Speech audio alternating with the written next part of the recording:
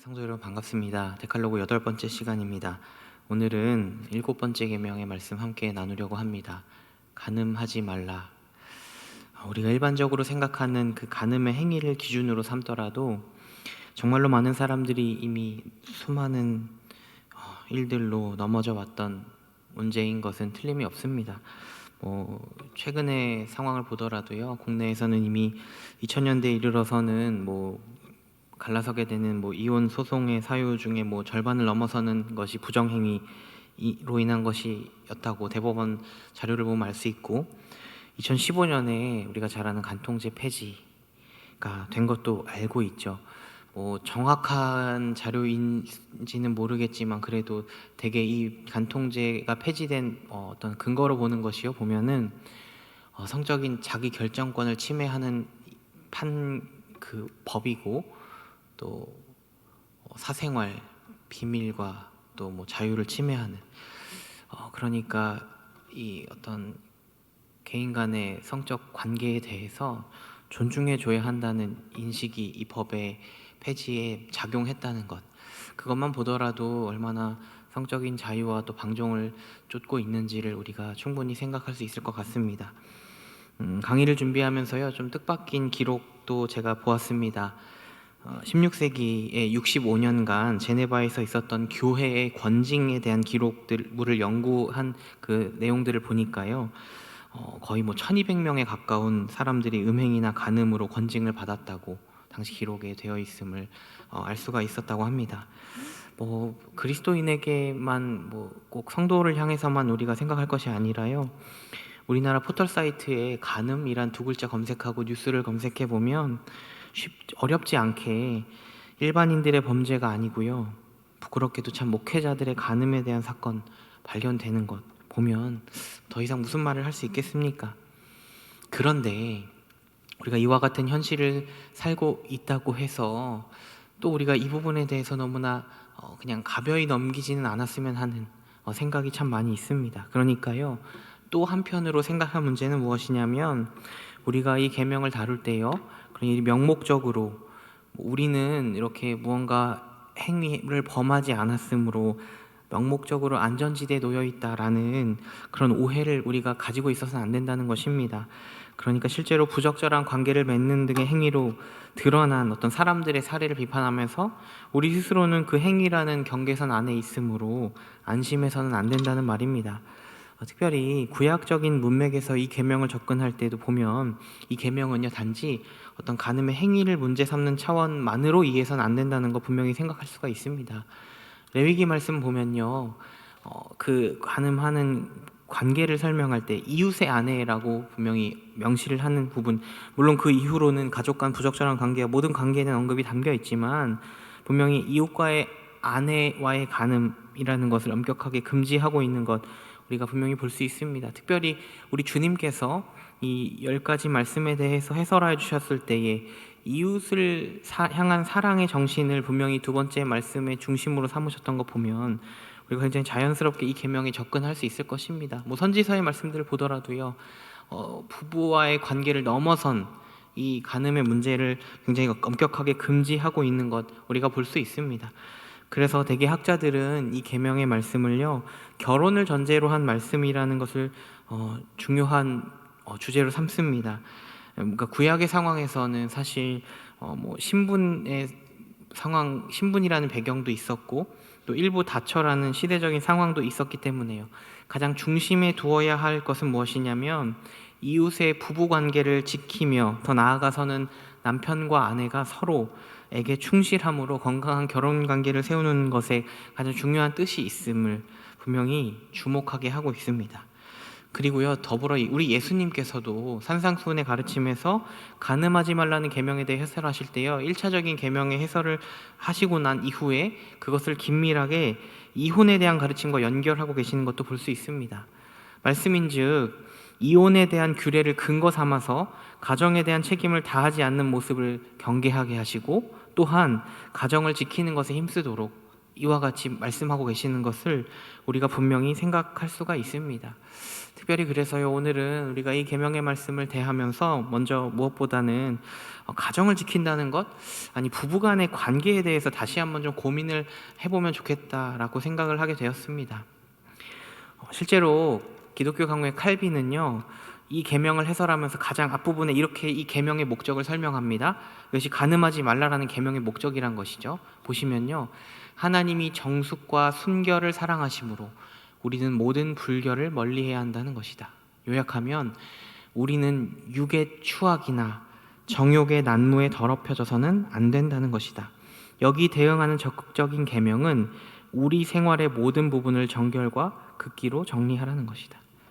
특별히 우리가요, 가정을 이루는 부부의 관계는 하나님께서 제정하여 주신 연합체인 것을 잘 알지 않습니까? 창세기 말씀에 하나님 분명히 이와 같은 말씀 주셨죠. 이러므로 남자가 부모를 떠나 그의 아내와 합하여 둘이 한 몸을 이룰지로다. 이 말씀이 참되다는 것 우리 예수님께서도요, 친히 증거하여 주셨습니다. 예수님께서도 이혼에 대해 묻는 자들에게 이와 같이 분명한 원리가 무엇인지를 설명하고 계십니다. 한 몸을 이루는 것이요, 그리고 그 한 몸을 이루는 가장 중요한 정신으로 칼빈이 기독교 강요에서 언급하는 것, 정숙과 순결을 지키는 것이요. 그것이 과연 어떤 모습일까요? 이 정숙과 순결이라는 표현 참 중요한 것 같습니다. 간음하지 않는다는 것의 의미가 간음 행위를 범하지 않는다는 말이 결코 아니라 오히려 바른 지향점에 있다는 것 생각하게 하지 않습니까?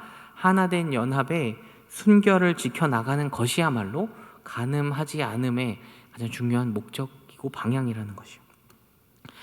실제로 우리가 앞서 하나님을 사랑하도록 주신 말씀들을 살피면서도요, 사실은 이와 유사한 주제를 다룬 바 있습니다. 무엇인가 하면 영적 간음의 문제예요. 하나님 앞서 두 번째 계명의 말씀 나눌 때요, 제가 이 사람이라는 존재가 하나님 앞에 나아갈 때 그 마음이 가진 놀라운 능력에 대해 이렇게 나눈 바 있습니다. 사람의 마음의 공간이 참 여럿이 있어서요, 하나님도 그 마음의 공간 하나에 하나님 삼고 또 다른 것들 여러 것을 동일하게 하나님 삼아서 수많은 방에 하나님과 같은 존재를 둔 사람 것이 우리라는 것을 기억하자는 이야기를 했습니다. 또 칼빈도요, 사람의 마음이 우상의 공장 같다는, 우상 공장, 찍어내는 공장 같다는 표현 했던 것 우리가 살피지 않았습니까? 하나님께서 우리에게 얼마나 영적 순결을 원하시는지 하나님 한 분 바라보고 내게 하나님 외에 다른 신 두지 않게 하시는 것이 얼마나 그분의 뜻인지를 우리가 분명히 살폈습니다. 그리고요, 바로 그 영적 순결과 같이 동일하게 하나된 연합의 순결을 지켜나가도록 허락하신 관계가 바로 부부의 관계인 것입니다. 그래서 사도의 편지를 보면 에베소서 말씀이요, 너무나 잘 아는 말씀, 그리스도를 경외함으로 피차 서로에게 복종하라라고 분명히 사도가 말하는 바 있습니다. 그리스도와 교회의 관계에 빗대어서요, 부부의 관계를 설명하고 있는 것입니다. 우리가 이 분명한 말씀의 가르침들을 근거 삼아 한번 우리 스스로에 대해서 이렇게 생각해 보기를 원합니다. 사랑하는 성도 여러분, 얼마나 주 안에서 배우자를 사랑하고 계십니까? 제가 참 안타까운 것은요, 세상에서 말하는 것과 별반 다르지 않게 우리의 교회 내 가정들도 부부의 관계에 대한 농담을 쉽게 주고받고 또 세상과 같은 이해를 가지고 있는 모습을 보는 경우가 참 많더라는 것입니다. 부부는 사랑이 아니고요, 의리와 정으로 산다고, 남편은 남의 편이라 남편인 것이라, 서로는 결코 이해할 수 없는 존재라 남남처럼 살아가는 것이 오히려 이제 해가 거듭될수록 미덕이라 말하기도 하고, 각자의 삶을 서로 존중해야 한다, 이렇게 세상에서 흔하게 전해진 농담이요, 교회 안에서도 정말로 동일한 문화 형성하고 있는 것 참 많이 보게 됩니다. 이 세상에는 분명히 간음의 행위를 범해서 무너진 수많은 사람이 있습니다. 교회도 마찬가지고요. 그런데 그보다 우리가 우리 내면에서 우리 스스로 우리의 가정과 또 부부관계를 무너뜨리는, 그러니까 우리의 순결함과 사랑을 잃어버리는 그러한 간음의 마음가짐도 분명히 관대하게 생각하지 말고요, 경계해야 할 것입니다.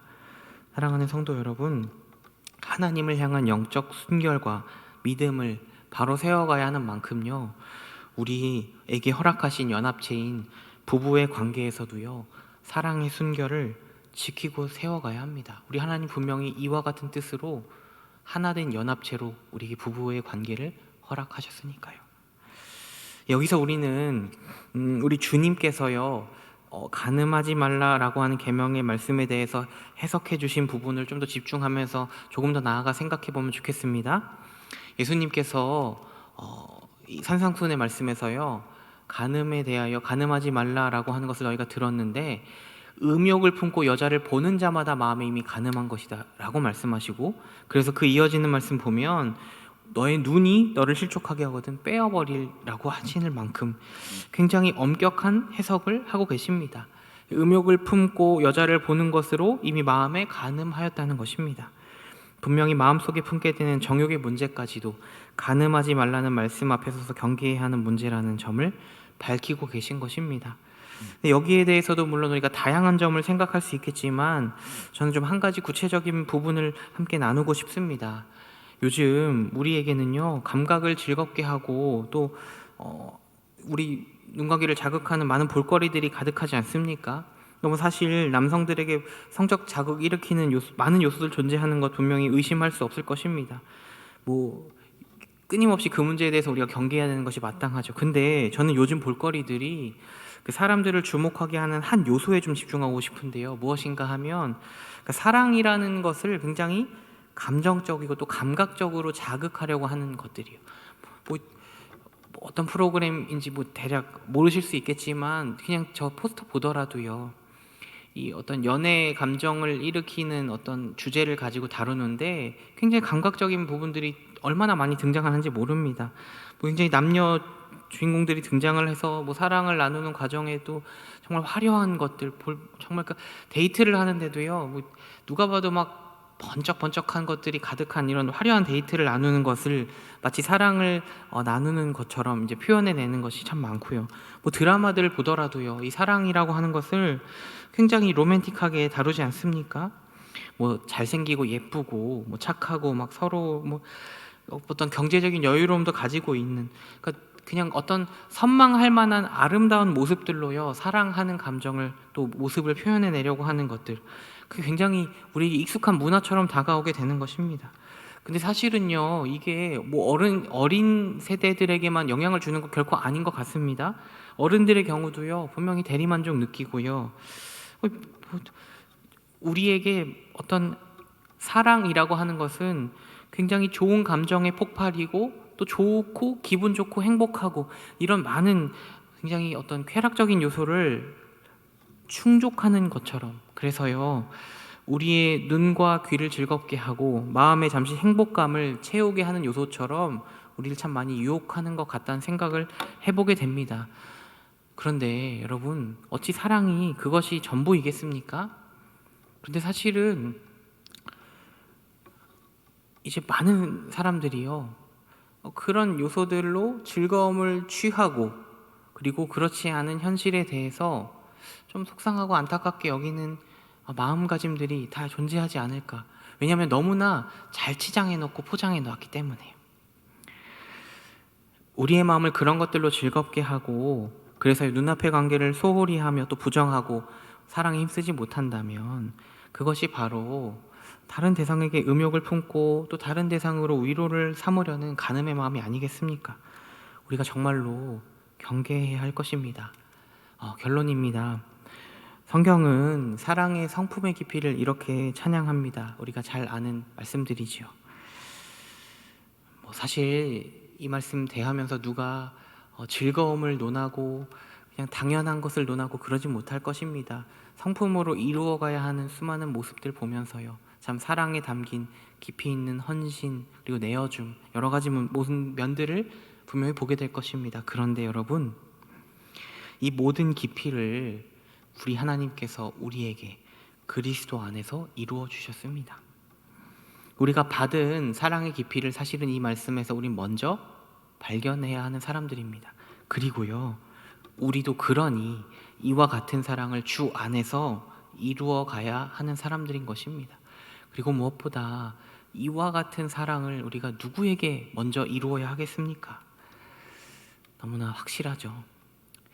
여러분, 가늠하지 않음으로 사는 우리가 되지 않기를 바라고, 정말로 사랑함으로 우리에게 허락하신 귀한 부부간의 관계 또 가정을 이루어가고 세워가는, 그렇게 우리의 범위가, 공동체의 범위가 사랑으로 점점 넓혀져 갈 수 있는, 무엇보다 그 부부 관계를 통해서요, 넓혀져 갈 수 있는 우리 모두가 되기를 바라겠습니다.